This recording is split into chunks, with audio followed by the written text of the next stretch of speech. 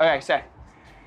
All right, give me a 3, 2, 1 action. All right, guys. So I'll ask you a few questions, and then Ryan will come in and ask a few questions, and we'll be. Any question you want. Yeah, thanks. Thank you so much. Ready? Super progressive.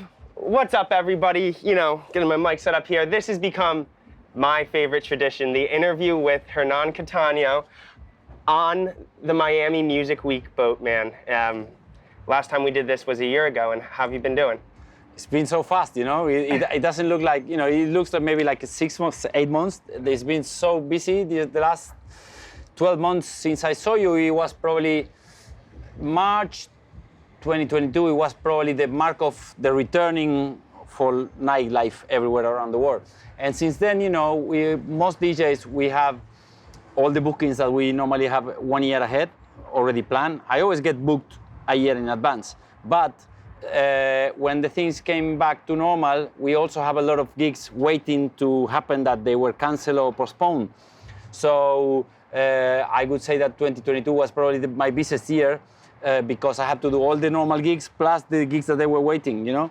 And it was amazing. As probably other DJs would have tell you that the energy is like in higher levels ever. You know, you can tell how much impact all the COVID and the stopping of things happened and made a big change on the way people, they want to go to every party, every weekend. 90% of the shows are sold out all the time, you know, which is not the usual. You know, normally it was something a bit more easygoing. Sometimes it's full, sometimes it's not, sometimes it's... Now, everybody's busy, all the DJs are super fully booked, all the flights are booked, all the hotels are booked, all the restaurants are booked. And not only in club music, I mean in general, the whole entertainment business is having like a great period since the last time I saw you until now. And it doesn't look like, I thought probably this year it would have been a bit slower, like saying, okay, we have the first year crazy, now we're gonna go back to normal. But it's not looking like that, you know. We're doing gigs all this year, this already like super full and you know, and people very excited and buying tickets and buying flights and buying this and buying that. So it's looked like things are still super high. To me, and I'm relatively new to the scene, but it seems like a really magical time for underground dance music right now. And, you know, I spend so much of my interviews talking about the past, but I want to keep this interview about the present because what you're doing right now is unbelievable, and it's like watching history happen. I think of Sunset Strip, the most recent gig in Mendoza, right? In Buenos Aires. In Buenos Aires, sorry. Yes, okay. 70,000 people? Each day. There were two nights of 17,000 people. So in our last interview, we kind of talked about the magic of Argentina and your roots there. Can you talk a little bit about how popular the progressive scene is down there, shown by 150,000 people over 2 days to see you and Nick? You know, it's like our sound, the music we like, it's always been the most popular because that's where most DJs, they used to go to Argentina from 1998 till these days. Most of them were playing house or melodic music, you know, from Danny Tenaglia to Sasha to Lee Burridge, you know, you name it, everybody, and then Nick and Dave Seaman, you know, all these DJs doing an amazing job and really making a big impact and influencing the crowds of Argentina. Then, of course, we are Latinos. We really like to go out and dance, you know. So there is a special atmosphere that it creates every weekend over there when the parties are happening.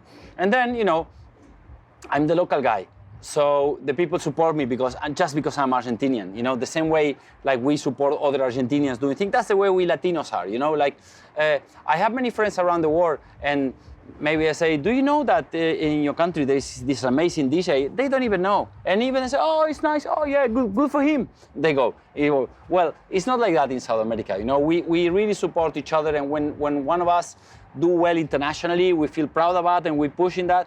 And so I would say in the last, I mean, it's always been really good, but in the last 5 years, it's been really incredible. Like we partner with a company called Buena and another one called Buenas Noches Producciones that they organize these massive shows, and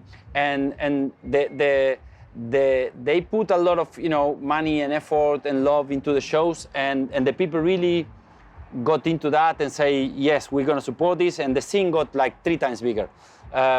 We all DJs are making way bigger shows than we used to do, and as I said, me as an Argentinian, of course, I feel proud about that because I'm the local guy, and I feel the support and the love. But also, many DJs from all over the world, I feel proud to say as an Argentinian that they sell more tickets in my country than in their own country, which is like, wow, how proud we are of, we grew up watching what was going on in New York or in LA or in London or Liverpool, or wherever. And now, for this sound, we are the leaders, and it's amazing. And it's amazing to see all these DJs saying, my favorite place is Argentina, my favorite place is Argentina. Nick, go to Argentina and spend 3 months in the country, probably soon he's gonna have like an Argentinian passport. And he made incredible, massive shows, and how cool is that, we are still a third world country, so it's I feel very proud of our scene. That's the word, proud, and I think it's awesome that you feel proud of the scene. It seems like the clubbers on the dance floor are proud to be Argentinian, and I see that we're in New York, the Argentina flags. We're on the boat, the Argentina flags. Coupled with like Argentina's amazing World Cup victory, it just seems like a proud time for this country. Totally. Well, as I said, in a way, that's the way we are in general. Let's say, for example, I'm not into rugby, but when every 4 years is the Rugby World Cup, we all know the players and we watch the games and we support the team. That's the way we are. Not necessarily everyone that was there last Friday where you were in New York, where Nick and I were playing. It's not that they are all crazy fans of myself, but maybe they say, okay, Hernan is coming too, let's go and see him and support him. We are like that, And then, of course, there's this deep love of going to have a good time, dance, and especially to this kind of music. So that's like a great combination, And then the unfortunate part is that we've been having so many economical crises since I was born, probably, always. So more and more there's people leaving the country, young people leaving the country. So let's say 10 years ago, I would have always a good following in Miami because it's a big, strong destination for Argentinians, or maybe in Madrid, Barcelona. But now, almost every city you go around the world, there are at least a nice bunch of Argentinians on the dance floor. That's, of course, that's good for me as a DJ, but it's a bit sad as well to say, how many people has to leave the country because they can see the future over there. I want to ask you a little bit specifically about the Argentinian scene because I listened to an unbelievable mix from Martin Garcia on John Digweed's transition mix, and he was the guest mix. And you start doing some research, and again, I'm really new to the scene, but you see you know people, a lot to be new to the scene. You know a lot. But I definitely don't know it all by any means. But what I see is people like John Digweed, on their feeds taking the time to say what an amazing job someone like Martin Garcia does when an international DJ comes to Argentina and you have these amazing home crop of DJs to not only welcome them into the country, but set them up right with a proper warm-up set. Can you kind of shed some light for us about those Argentinian DJs where people might be really big fans of you, but they haven't explored the Argentina scene entirely yet? Mm-hmm. Who are some other DJs and producers that they can look out for? Well, it's nice that you said, because Martin probably is the king of warm-up. He's always been an amazing DJ. We go back our friends. I did my first singles for Perfecto back in the years 2000s with him. We play a lot of time together, and is the king of patience. To know how to get the piece, the tempo, the right thing, the right moment. Then, of course, we talked about this, I think, with you last time, that, you know, in Argentina, everybody knows what happened to my career when I did a wood warm-up for Paul Oakenfold. And that was my ticket to international success. So everybody is very aware of how important it is to do a proper warm-up because they know the story. And there are many, many DJs they know that, you know, Marcelo Bassami, you know, is an amazing one that, you know, very good friends also with Martin. And you said John Dewey gave props. You know, John Dewey never gives props to anyone. That's why he's so remarkable for Martin. You know, we know Martin and we know he's a genius for that. So, you know, I'm not surprised. But it surprised me more that John Dewey would say that because he's very short on giving props to other DJs. You know? Oh, totally. But then, there's a big part of the producers that we push. You know, we have a label Sudbit, you know, and we have signed many of the newcomers. They're not new because these guys they've been doing for years, but now they how you say, they're putting the head out of the water. You know, people like Ezequiel Arias, who is amazing now, working globally and traveling, and Mariano Megino, which is probably the biggest of the new scene, the biggest of the DJs. You know, there's John Cosani, there is Antrim, there is Nico Rada that works with Nick. I mean, I feel like I'm gonna forget a lot because I could say 50 of them. But there's the girls, you know, like Paula Oese, which is work with us a lot. You know, there are many. But I highly recommend to go and explore the scene because as usual, you know, people sometimes just think in Argentina and think the 3 or 4 biggest names, but down deep there are many really good guys. And since they have the luck that living in Argentina is very easy to go and play deep progressive and have a full crowd. And you know, I know my friends in England tell me it's impossible to do in London. You know, it's impossible. There's no club that they can play like Martin Garcia plays in Argentina. It's kind of sad, to be honest, because, you know, how is it possible that Buenos Aires has a better progressive scene than London or New York? It doesn't matter. I'm not here to judge. I'm just telling you how it is. And so for Argentinian DJs, having leaders like this doing a good job is very encouraging for them to say, okay, that's what I want. I don't need to play tech house to please the crowd. I can play whatever I want and do it and go and get away with it. Well, I love that it seems like you and Nick and Argentina, what I'm learning as I kind of talk to different people at different stages in their career, is that progressive is kind of something that some DJs don't want to be like associated with the word progressive, but then it's really reassuring when I talk to you, when I talk to Nick, we talk about Argentina, that everyone leans into it and everyone gets excited about it. Yeah, you know, it's a kind of like a strange thing. I mean, I agree totally. The thing is, you know, back in the day, there were like 15 international DJs that would go to Argentina and play progressive house, you know, and they were all fill the clubs at Pasha, for example, or the festivals, or the, you know.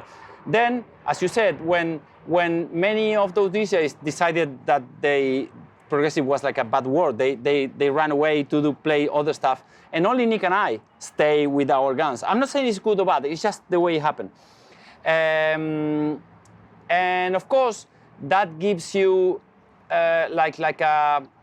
your fan base. It gets more, how you say, saying, okay, this is my guys. You know, they because I know that many people were disappointed with DJs. Like now they are, oh no, I don't play this. Now I play techno. You know, which again, I'm not judging anyone, but I understand that people feeling disappointed about that. And then. Probably Nick and I and maybe a few others, but we stick to our guns and we kept doing that. You know, at the beginning it was not easy because kind of like, as you said, you know, most of the scene didn't want to be associated with this name. So, but we didn't care, you know, like we say, okay, this is what we like.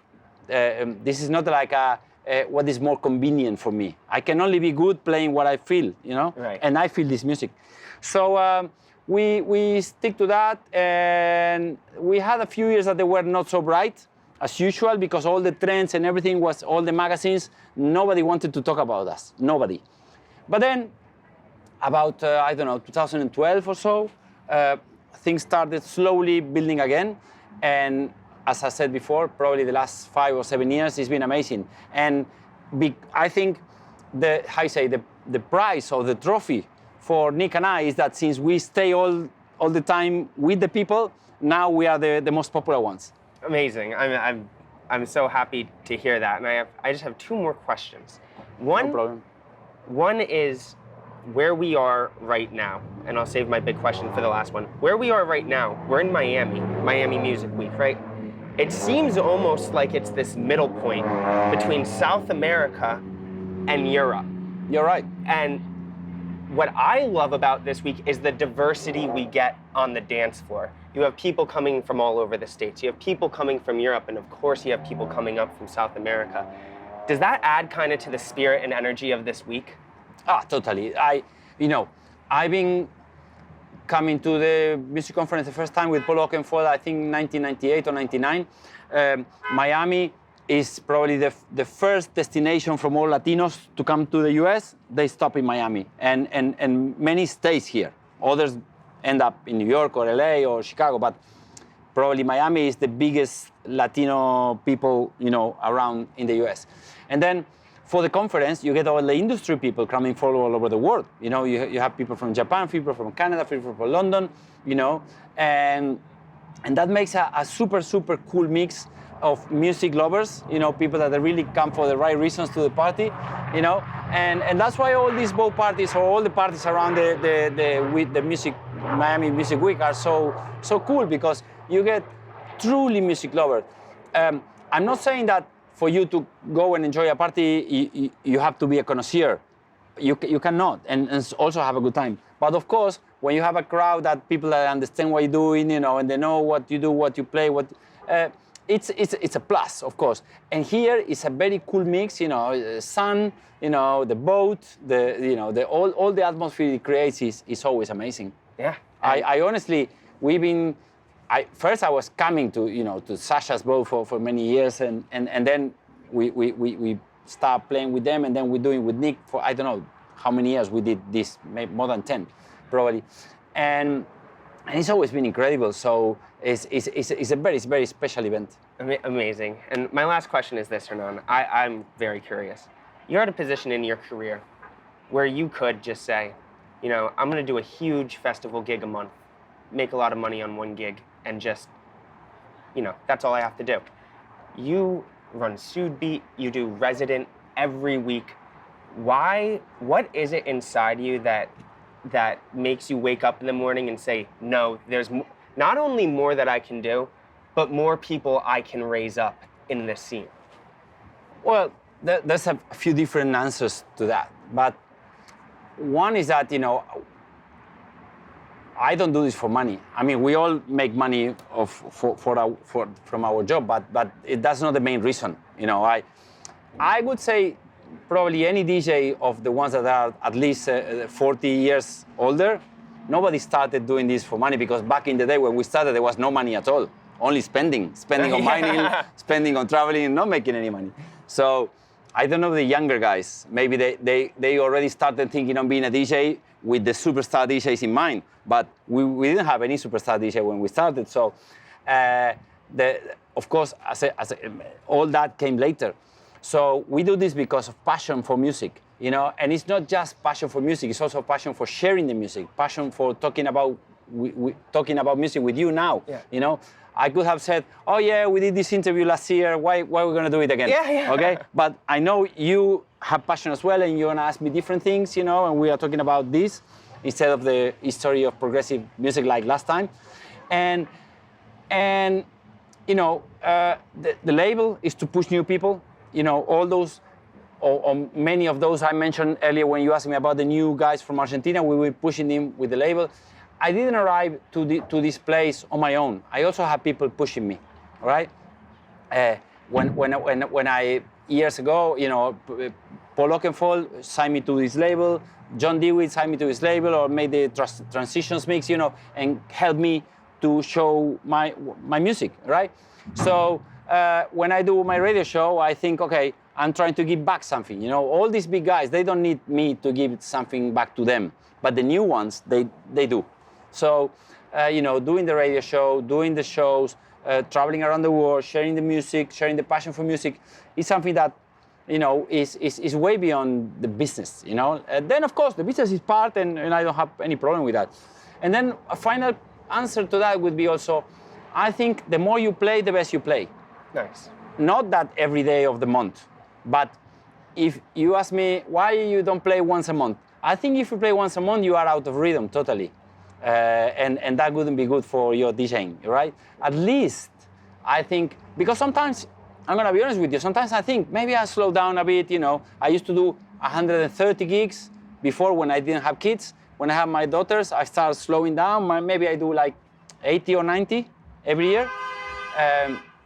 But maybe like 8 or 9 every month. Or 10, I don't know, more or less.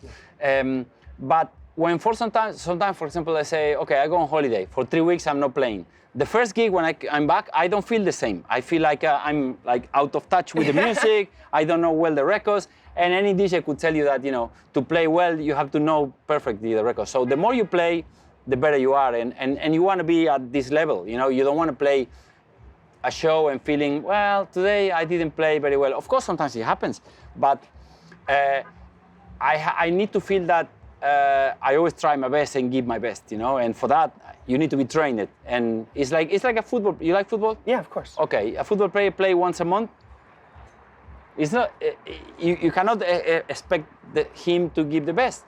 When he starts getting in the rhythm, then he's gonna get the best. And this is the same for music. Totally. Well, as speaking on behalf of all clubbers, man, we really appreciate it, and thank you pleasure, again for you know, meeting up with me again this year. And like I said, I'll be going to Liverpool to see you there, going to London to see you there. It's going to be the best month of my life. Legendary Liverpool, man, is amazing. Thank you so much. Thank you. I'll see you. Ryan, you want to jump in here? Sure.